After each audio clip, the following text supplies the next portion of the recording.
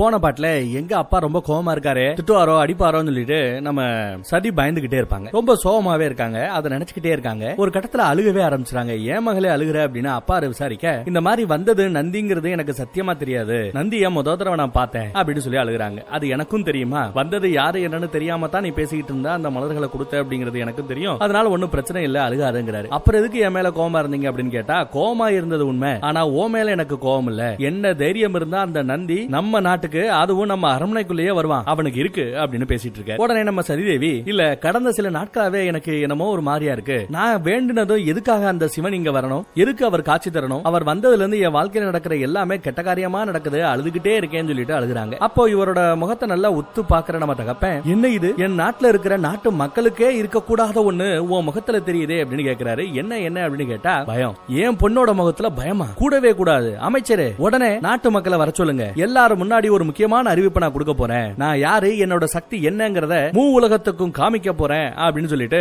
கூற்றா கூட்டத்தை அப்படின்னு சொல்லிடாப்ல. அதே சமயம் அந்த பக்கம் நம்ம கைலாய மலையை காமிச்சா அங்க நம்ம நந்தி நடந்து வந்துட்டு இருக்காப்ல. அப்ப எப்பவும் போல ஒரு டிஸ்டர்பன்ஸ் 2 பேர் வருவாங்க, கைலாய மலையில இருப்பாங்க. அவங்க 2 பேர் இறங்கி வந்து நம்ம நந்தியை சீன்றாங்க. என்னப்பா என்ன ஆச்சு, அன்னைக்கு தான் நாரதரை கூட்டு போனேன், நாங்க வேண்டாம்னு சொன்னோம், கேட்காம நாரதரை கூட்டு போய் நோஸ் கட்டு வாங்கினேன், இன்னைக்கு அந்த தாமரை மலர்களை கொண்டு போய் கொடுத்து நோஸ் கட்டு வாங்குறேன், இதெல்லாம் உனக்கு தேவையா அப்படின்னு நக்கல் பண்றாங்க. அதுக்கு நம்ம நந்தி, டேய் அந்த சிவன் மேல உங்களுக்கு அக்கறை இல்லையா, அவரோட நலனின் மீது உங்களுக்கு அக்கறை இல்லையா அப்படின்னு கேட்டா, அவர் கடவுள், அவர் தான் நம்ம மேல அக்கறையோட நடந்துக்கணும், அவர் தான் நம்மளோட நலனுக்காக உழைக்கணுமே தவிர நாம அவரோட நலனுக்காக எதுவும் செய்ய வேண்டிய அவசியம் இல்லையே அப்படின்னு பேசுறாங்க. உங்களுக்கு புரியாது, தனிமையில அவர் எப்படி வர்றாருன்னு எனக்கு தான் தெரியும், அவரோட வேதனையை கூட பங்கு போடுறதுக்கு கூட ஒருத்தி இல்லையே அப்படின்னு அவர் சொல்ல மாட்டார், வைராக்கியக்காரர். பட் என்னால உணர முடியுது, நான் செய்யற செயலெல்லாம் அவரோட நன்மைக்கு தான் அப்படிங்கிறது என்னைக்காவது ஒரு நாள் அவருக்கு புரிய வரும், என்னோட முயற்சிகளை நான் கைவிட மாட்டேன், தவிர இந்த கைலாய மலையையே கட்டி காக்கக்கூடிய நம்ம சிவனுக்கு அவரோட நலனுக்கு நீங்க உதவிதான் செய்ய மாட்டேங்கிறீங்க, குறைஞ்சபட்சம் உபத்திரமாவது செய்யாம இருக்கலாமே அப்படிங்கிறாப்ல. சரி சரி கோவப்படாத,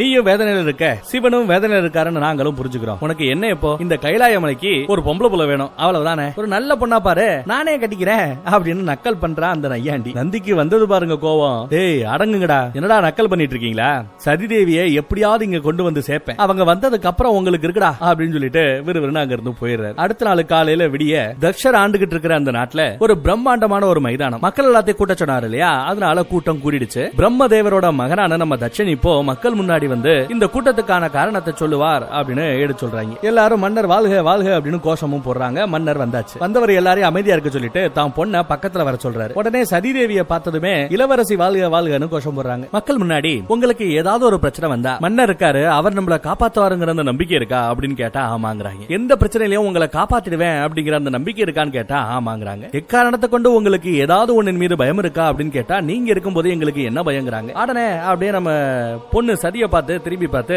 பாரு என் நாட்டு மக்களுக்கே இல்லாத பயம் என் பொண்ணுக்கு இருக்கலாமா, யாரை கண்டோ எவனை கண்டோ நீ பயப்பட வேண்டிய அவசியம் இல்ல அப்படிங்கிறார். அப்புறம் அமைச்சரை கூப்பிட்டு, ஏதோ புல்லு மாதிரி இருக்கு, அதை கொண்டு போய் மக்களுக்கு மத்தியில நடுவுல வைக்க சொல்றார், என் சக்தி இப்ப நான் காமிக்கிறேன் அப்படின்னு சொல்லிட்டு நம்ம மன்னர் ஏதோ பண்றாருங்க. தட்சனோட சக்தி என்னங்கறத இப்ப நாம எல்லாரும் பார்க்க போறோம். மந்திரங்கள் முழங்கட்டும் அப்படின்னு சொன்ன செகண்ட்ல அக்னி சம்பந்தப்பட்ட மந்திரத்தை சொல்ல அக்னியே வந்து இறங்குது. இவர் வச்சது புல்லு மாதிரி ஏதோ வச்சாப்ல, அது வந்து ஒரு நெல் கதிர், புல்லு சைஸுக்கு தான் இருக்கு. அந்த நெற்கதிரை எடுத்து நடுவுல வச்சுட்டு, அந்த கதிர் என்னோடது, அக்னியே முடிஞ்சா உன் சக்தியை பயன்படுத்தி என்னோட அந்த நெற்கதிரை அழிச்சு பார் அப்படிங்கிறாப்ல நம்ம தட்சன். அக்னியும் அதோட சக்தியை பயன்படுத்தி பாக்குது. என்னதான் முக்குனாலும் அந்த நெற்கதிருக்கு எதுவுமே ஆகலங்க. அக்னி தோத்து போச்சு, என்னால முடியல சாமி அப்படின்னு ஒரு கும்பிட போட்டு அக்னி கிளம்பிடுச்சு. அடுத்து பஞ்சபூதங்கள்ல ஒன்னான நிலம், அது மேல எழும்பி வருது. உன்னால முடிஞ்சா அந்த நெற்கதிரை அழிச்சு பாரு அப்படிங்கிறாரு. மண்ணோட மண்ணாக்க முடிஞ்சா முயற்சி பண்ணி பாருங்கிறாப்ல. அதுவும் முயற்சி பண்ணி பாக்குது. ஒரு மண் சூறாவளியவே உருவாக்கி அந்த நெற்கதிரை அழிக்க பாக்குது. அப்பயும் அந்த நெற்கதிருக்கு எதுவும் ஆகலங்க. அதுவும் கும்பிட போட்டு போயிடுது. இதே மாதிரி மீதி பந்த பூதங்களையும் சொல்லுவோமே, நிலம், நீர், காற்று, ஆகாயம், நெருப்பு அப்படின்னு எல்லாத்தையும் கூட்டு அந்த நெற்கதிரை அழிக்க சொல்லி இருக்கிறாரு. ஆனா அந்த நெற்கதிருக்கு எதுவுமே ஆகல, அழிக்க முடியல. சோ என்னோட பாதுகாப்புல இருக்கக்கூடிய ஒரு சாதாரண நெற்கதிருக்கு அழிவில்ல அப்படின்றப்போ என் பொண்ணு எதுக்கும் பயப்படக்கூடாது, என் நாட்டு மக்களும் எதற்காகவும் பயப்படக்கூடாது, நான் இருக்கிறேன், தட்சனோட சக்தியை நம்பி நீங்க நிம்மதியா இருக்கலாம் அப்படின்னு ஒரு மீட்டிங்க போட்டு எடுத்து சொல்றாப்ல. என்ன எவனாலையும் ஜெயிக்க முடியாதுங்கிறாப்ல. அப்பன்னு பார்த்து நம்ம சதி அப்பட பார்த்து கேக்குறாங்க, அந்த சிவனும் சரி சிவனோட ஆட்களும் சரி எதுக்காக என்ன நிம்மதி இல்லாம இப்படி வாட்டி வதைக்கிறாங்க அப்படின்னு அப்பாவை பார்த்து கேக்குறாங்க. அவங்களெல்லாம் நினைச்சு நீ பயப்படாத, சர்வ வல்லமையும் என்கிட்ட இருக்கு, சர்வ சக்தியும் என்கிட்ட இருக்கு, நான் பாத்துக்கிறேன் அப்படிங்கிறாரு. பொண்ணுக்கு பாதுகாப்புக்காக ஆறுதலா 4 வார்த்தை பேசுறாரு. என்ன எதிர்க்க எந்த சக்திக்கு தைரியம் வருங்கிறார். நீ கேட்டையே எதுக்காக உனக்கு இப்ப எல்லாம் தப்பு தப்பா நடக்குதுன்னு, அதற்கெல்லாம் காரணம் நீ தச்சனோட பொண்ணுங்கிறதுனாலதான் உன்னை என்கிட்ட இருந்து பிரிக்க பாக்குறாங்க, உன்னை குழப்ப பாக்குறாங்க, உன்னை கஷ்டப்படுத்தி என்ன கஷ்டப்படுத்த பாக்குறான் அந்த சிவன். இன்னும் புரியலையா? தெளிவா சொல்றேன் கேளு. மொத தடவை நீ அந்த குருநாதர் ஒருத்தவரோட ஆசிரமத்துக்கு போனியே, கைலாய மலையோட அடிவாரத்துக்கு, அது நீ விருப்பப்பட்டா போன. ஒரு பட்டாபூச்சியை பார்த்து அதை பின்தொடர்ந்து போன. அதுவே அந்த சிவனோட சதிதான். அது மட்டும் இல்லாம அந்த குருநாதன், அவரோட பேரு ததீசியா. சோ அந்த ததீசி குருநாதரை நீ போய் பார்த்த. அவரு உன் மனசுல குழப்பத்தை உருவாக்குற மாதிரி ஏதேதோ பேசினாரு, வில்வையில பத்தி எல்லாம் பேசினாரு. அதுவும் அந்த சிவனோட திட்டமா தான் இருக்கணும். அதுக்கப்புறம் தான் நீ லைட்டா குழப்பமான. ஏன்? அந்த சிற்பி கூட சிவனோட ஆளா தான் இருக்கணும். சிவனோட சிலைய வச்சா தான் விஷ்ணுவோட சிலை நகரும் அப்படின்னு உன்கிட்ட அவங்க பொய் சொல்லி இருந்திருக்கணும், உன்னை ஏமாத்தி இருந்திருக்கணும். அது மட்டுமா, தாமரை இதழ்கள்ல நீ விஷ்ணுன்னு எழுதுனத கூட சிவன்னு மாத்துனது அந்த ஆளோட வேலையா தான் இருக்கணும். அவனோட மாய வலையில நீயும் சிக்கி இவ்வளவு நாளா தவிச்சுக்கிட்டு இருக்கிற. இப்படி இவ்வளவு விஷயங்களையும் திட்டம் போட்டு செய்யற அந்த சிவன் அந்த நந்தியையும் ஏன் திட்டம் போட்டே அனுப்பி இருக்க கூடாது அப்படின்னு சிவனை பத்தி இல்லாததையும் பொல்லாதையும் சொல்லி பொண்ணோட மனசை கெடுக்க பாக்குறாரு இந்த தகப்பன். அந்த பக்கம் எருகியா போன அப்படின்னு அந்த நந்தியை திட்டினதே நம்ம சிவன் தான். அது தெரியாம சிவன் தான் திட்டம் போட்டு நந்தியை இங்க அனுப்பிச்சிருக்கணும்னு சொல்லிட்டு அடிச்சு விடுறாரு நம்ம தகப்பன். ஆமா டாடி, ஆமா, நீங்க சொல்றது சரிதான். இவ்வளவு நாளா உண்மை தெரியாம நான் அப்படியோ பிரம்ம பிடிச்ச மாதிரி தெரிஞ்சுக்கிட்டு இருந்தேன். இது எல்லாம் சதியாலதான் நடக்குது அப்படின்னு தெரிஞ்சுமே இந்த சதி எப்படி அந்த சதியில் விழுந்தேன் என்றே தெரியவில்லை. இன்னைக்கு சொல்றேன், இனிமே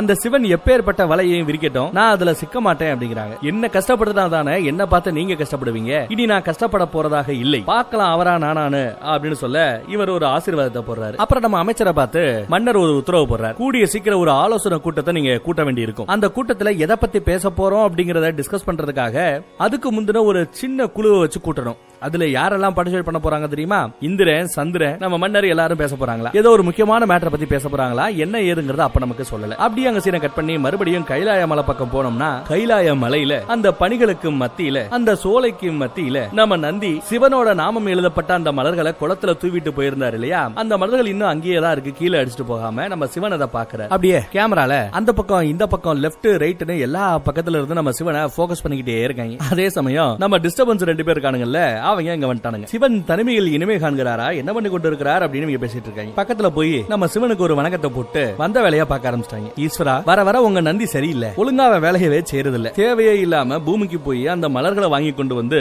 எப்படி கொலை நிறைய கொட்டி வச்சிருக்கான் பாருங்க அப்படின்னு போட்டு விடுறாரு. இது என்ன நந்தவனமா இல்ல தாமரை குளமா அப்படி இப்படிங்கிறாப்ல. கூட அந்த ஒல்லிப்பிச்சா இருக்கான்ல, அவனை அடிச்சு விடுறான். ஆமா ஆமா அப்படின்னு ஏத்தி விடுறான். ஆனா நம்ம ஆளு சிவனாச்சே, இது எல்லாமே நந்தி ஏன் மீது இருக்கிற அந்த அன்பின் பால் தான் செஞ்சுக்கிட்டு இருக்காப்ல அப்படின்னு சொல்ல, அப்போ எங்களுக்கு உங்க மேல அன்பு இல்லையா அப்படின்னு அவங்க கேட்க, அன்பு இருக்கிறதுனாலதான் நீங்க ஏன் டீம்ல ஏன் கூட இருக்கிறீங்க, அதெல்லாம் ஒன்னும் பிரச்சனை இல்ல, போயிட்டு வாங்குறாரு. அப்ப அவங்க ஃப்ரீயா இருந்தேன்னா வாங்கல, சுடுகாட்டுல நம்ம அகோரிகள் டான்ஸ் ஆடிக்கிட்டு இருப்பாங்க, பார்த்தா நேரம் போறதே தெரியாது, வாங்க சுடுகாட்டுக்கு போகலான்னு கூப்பிடுறாங்க. அந்த பக்கம் நம்ம நந்தி நம்ம சிவனுக்கு கல்யாணம் பண்ணி வச்சு பாக்கணும்னு ஆசைப்பட, இந்த பக்கம் இவங்க நம்ம சிவனை சுடுகாட்டுக்கு கூட்டு போய் அகோரிகள் மாதிரியே அப்படியே தெரியவில்லாம ஸ்கெட்ச் போட்டுட்டு இருக்காங்க. நல்ல வேலையா அங்கேயும் நம்ம நந்தி வந்துடுறாரு. அவரை பார்த்ததும் பசங்க எஸ்கேப் அது எதுன்னு சொல்லிட்டு ஓடி போயிறானுங்க. இவங்களுக்கு வேற வேலையே இல்ல. உங்களை இல்லறத்துல வச்சு அழகு பார்க்கணும்னு நான் நினைச்சா இவங்க சுடுகாட்டுக்கு கூட்டு போறாங்க, எதுவும் சரியா படல அப்படிங்கிறாரு நம்ம நந்தி. அதுக்கு நம்ம சிவன், இல்லறத்து வாழ்க்கை எல்லாத்தையும் விடுத்து எவ்வளவோ யோகங்கள் ஆயி போச்சு, எனக்கு என்னவோ அந்த இல்லறத்து பக்கம் போறதுக்கு சுத்தமா விருப்பம் இல்ல அப்படின்னு சொல்லிட்டு கண்ணை மூடி தியானத்துக்கு போயிடுறாப்ல. இந்த பக்கம் அக்காவும் தங்கச்சியும் பேசிட்டு இருக்காங்க. அங்க வச்சு தங்கச்சி சொல்றா,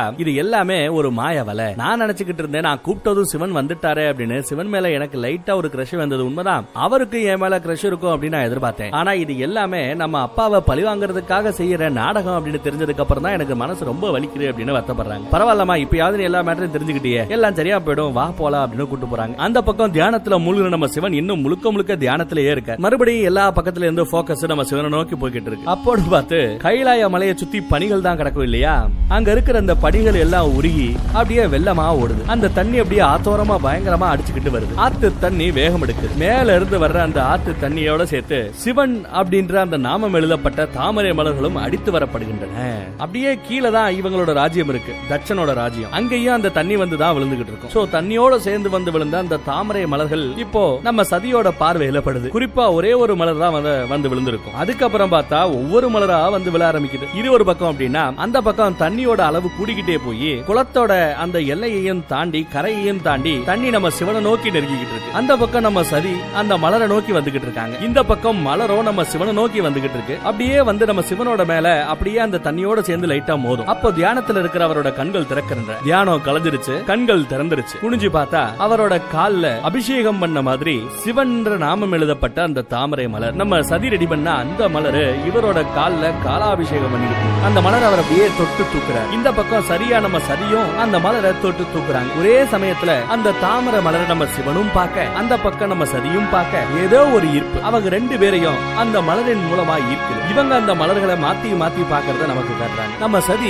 கஷ்டப்பட்டு ரெடி பண்ண அந்த தாமரை மலர் நம்ம சிவன் எடுத்ததும் அவரோட முகத்துல ஏதோ ஒரு மாற்றம். அதே சமயம் எப்பவும் போல சொல்லாம கொள்ளாம வந்து நிக்கிறாரு நம்ம நாரதர். சிவனுக்கு ஒரு வணக்கத்தை போட்டுட்டு வந்த வேலையை ஆரம்பிக்கிறாரு நம்ம நாரதர். என்ன கையில தாமரப்பூ? நம்ம சதி சிவன் சிவன் எழுதுன அந்த லட்ச மலர்கள்ல ஒரு மலரு நீங்க எடுத்து பாத்துட்டு இருக்கீங்களா? நல்லது நல்லதுங்கிறாப்ல. அன்னைக்கு சதியோட பேரை எடுத்தாலே நீங்க வேண்டாம் வேண்டான்னு எரிஞ்சு எரிஞ்சு விழுந்தீங்க. இன்னைக்கு அந்த அம்மா ரெடி பண்ண மலரை கையில வச்சிட்டு இருக்கீங்க அப்படின்னு விசாரிக்கிறார். இந்த மலர்களை நந்தி தான் இங்க எடுத்துட்டு வந்ததா சிவன் சொல்றாரு. அவன் எடுத்துட்டு வந்துட்டு போட்டோம். அதை நீங்க தொட்டு தூக்கணும்னு அவசியம் இல்லையே, எடுத்து பார்க்கணும்னு அவசியம் இல்லையே, விருப்பம் இல்லாமையா பாக்குறீங்க அப்படிங்கிறாப்ல நாரதர். இது எல்லாத்தையும் அந்த டிஸ்டர்பன்ஸ் ரெண்டு பேரு கொஞ்சம் தூரம் இருந்து வேடிக்கை பார்த்துட்டு தான் இருக்கானுங்க. அந்த அம்மா எழுதின தாமரை மலர் இப்போ கைலாயம் வந்து சேர்ந்தது.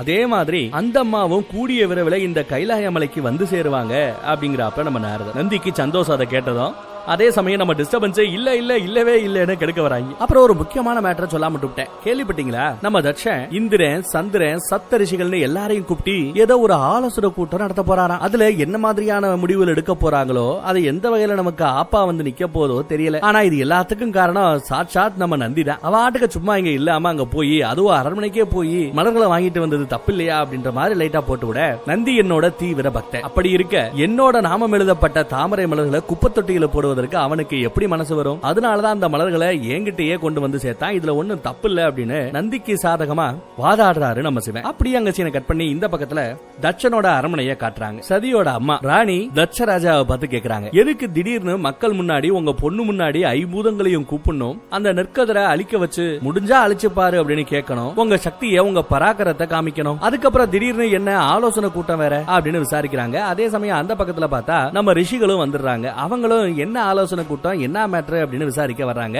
அதற்கான காரணம் என்னன்னு கேக்குறாங்க. ஒண்ணும் இல்ல, மக்கள் எல்லாரும் நல்லா இருக்காங்களா, ஒரு கால் ஏதாவது குறை இருந்தா அந்த குறையை எப்படி தீக்கலாம், அந்த மாதிரி விஷயங்களை தெரிஞ்சுக்கலான்றதுக்காக தான் இந்த ஆலோசனை கூட்டம், மித்தபடி ஒண்ணும் இல்ல அப்படிங்கிறாரு. அப்புறம் சந்திரனுக்கு செய்தி அனுப்பும் போது குறிப்பா என்னோட புதல்விகளான ஏன் ரத்தமான ஏன் மகள்களான ரோஹிணியையும் ரேவதியையும் கண்டிப்பா கூட்டு வரணும் அப்படின்னு செய்தி அனுப்பி இருக்கிறதா சொல்றாரு. அவங்களெல்லாம் பார்த்து எவ்வளவு நாள் ஆச்சு அப்படின்னு சொல்ல மித்த பொண்ணுங்க எல்லாம் சந்தோஷப்படுறாங்க. ஆஹா, ரொம்ப நாளைக்கு அப்புறம் சகோதரிகள் எல்லாம் ஒன்னா சேர்ந்து கூட போறோம் பார்க்க போறோம் அப்படின்னு இங்க இருக்கிறவங்களுக்கு சந்தோஷம். உங்களுக்கு ஒரு சந்தேகம் இருக்கலாம், எதுக்காக சந்திரன் கிட்ட தன்னோட மகள்களா இருக்கிற ரோஹிணியையும் ரேவதியையும் இவர் அமைச்சிருக்கணும், என்ன ஏதுங்கிற அந்த பேக் ஸ்டோரி நமக்கு சொல்லல. ஆனா என்ன மேட்டர்னு நானே உங்ககிட்ட சொல்லிடுறேன். ஒண்ணு இல்லங்க, சந்திரனுக்கு தன்னோட மகள் ரோஹிணி ரேவதி அவங்க ரெண்டு பேரையும் கல்யாணம் பண்ணி கொடுத்திருக்காப்ல நம்ம தட்சன். சோ புகுந்த வீட்டுக்கு தான் அந்த ரெண்டு பொண்ணுங்களும் போயிருக்காங்க. ஓகேவா? கன்ஃபியூஸ் ஆக வேண்டாம். கட் பண்ணா இந்த பக்கம் அந்த புகுந்த வீட்டுக்கே ஓலை வந்திருக்கு. இந்த மாதிரி சந்திரன் அப்புறம் தன்னோட ரெண்டு பொண்ணுங்களான ரோஹிணி ரேவதி அவங்க எல்லாருமே ஒரு ஆலோசனை கூட்டம் கூட்டுறேன், ஒரு மகாசபையை கூட்டுறேன், அந்த மகாசபைக்கு எல்லாரும் வரணும் வாங்க அப்படின்னு அழைப்பு வந்திருக்கு. அதை படிச்சுக்கிட்டு இருக்கிற இந்த முனிவர் யார் தெரியுமா? இந்த ரிஷி யார் தெரியுமா? சாட்சாத் அந்த சந்திரனை பெத்த தகப்பன் சந்திரனோட அப்பா. அதே சமயம் அங்க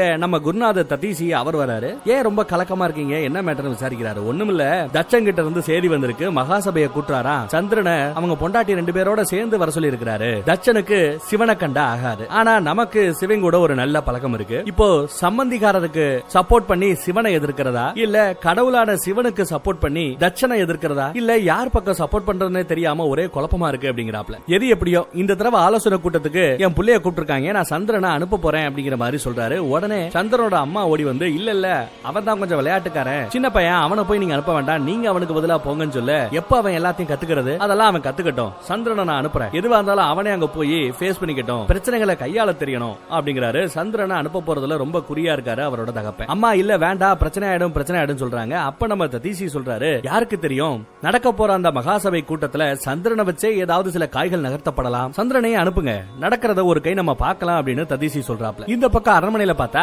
யார் யாரு எங்க உட்காரணும், எந்த இருக்கையில உட்காரணும், குறிப்பா சந்திரனுக்கு இருக்கிறதுல நீட்டா சரியா செட் பண்ணிருக்கணும். அவரை சுத்தி சந்திரனை சுத்தி குளிர்ச்சியா தண்ணி எப்பவுமே இருக்கணும், அதெல்லாம் பாத்துக்கங்க, தண்ணிய பக்கத்துல வச்சுக்கங்க, அப்படி இப்படின்னு இந்த வேலை எல்லாத்தையும் இழுத்து போட்டு பண்ணிட்டு இருக்கிறது யாரு? சாச்சாட் நம்ம சதிதான். அதை பார்த்து அப்பாக்கும் அம்மாக்கும் அவ்வளவு சந்தோஷம். இவ்வளவு நாளா கஷ்டத்திலேயே இருந்த பொண்ணு இப்போ எவ்வளவு ஜாலியா சந்தோஷமா இருக்கா, அதை பாக்குறதுக்கு எவ்வளவு சந்தோஷமா இருக்குங்கிற. அதே சமயம் அந்த பக்கத்துல சந்திரன்ல இருந்து நிலால இருந்து தேர்ல சந்திரனும் கூட ஒரு பொண்டாட்டியும் போய்கிட்டு இருக்காங்க. ரெண்டு பொண்டாட்டி இல்ல, ஒரு பொண்டாட்டி தான் கூட்டு போய்கிட்டு இருக்காரு. அது ரோஹிணியா ரேவதியான்னு இப்போ வரைக்கும் சொல்லல. ஆனா ரெண்டு பேரும் எதை பத்தி டிஸ்கஸ் பண்ணிட்டு இருக்காங்கன்னா, எதுக்கு இப்படி அவசரமா வர சொல்லிருக்காருன்னு புரியலையே அப்படின்னு அப்படியே யோசிச்சுக்கிட்டே போய்கிட்டு இருக்காங்க. இவங்க பேசிக்கிறத வச்சு இப்ப தெரிஞ்சு போச்சுங்க. இந்த பொண்ணு தங்கச்சியான ரேவதி. அக்கா ரோஹிணியை நம்ம கூட்டு போலாமே அப்படின்னு சொல்ல, போலாம் போலாம், முத எங்க அப்பா வீட்டுக்கு போறேன், அங்க போய் அப்பா கிட்ட ஆசீர்வாதம் வாங்கிட்டு அதுக்கப்புறம் ரோஹிணியையும் கூட்டிக்கிட்டு உங்க அப்பனை பாக்குறதுக்கு போகலாம் அப்படிங்கிற மாதிரி சந்திரன் சொல்றாப்ல. இந்த பக்கம் இன்னும் டிஸ்கஷன் போயிட்டு தாங்க இருக்கு. சந்திரனோட அம்மா சிவனையும் சக்தியும் சேர்த்து வைக்கிற இந்த முயற்சியில தேவையில்லாம என் புள்ள சந்திர மாட்டிக்க கூடாது அப்படின்னு பெத்த மனசு கொஞ்சம் வித்தியாசமா யோசிக்குது. அப்படி அவங்க பேசிட்டு இருக்கும் போதே தேர்ல நம்ம சந்திரனும் ரேவதியும் வந்து இறங்குறாங்க.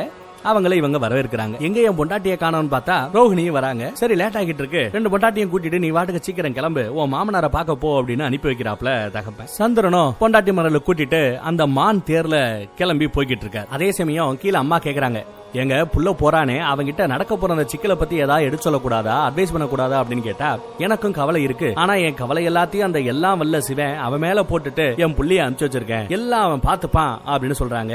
ஏன் இந்த மகாசபை கூட்டத்துல ஏதோ ஒரு தப்பு நடக்க போகுதுன்னு நீங்க யோசிக்கணும். உண்மையிலேயே அந்த மகாசபை கூட்டத்தை கூட்டுவதற்கான அந்த தட்சனோட உண்மையான காரணம் என்ன அப்படிங்கறது எல்லாத்தையும் அடுத்த எபிசோட்ல பார்க்கலாம். தேங்க்யூ.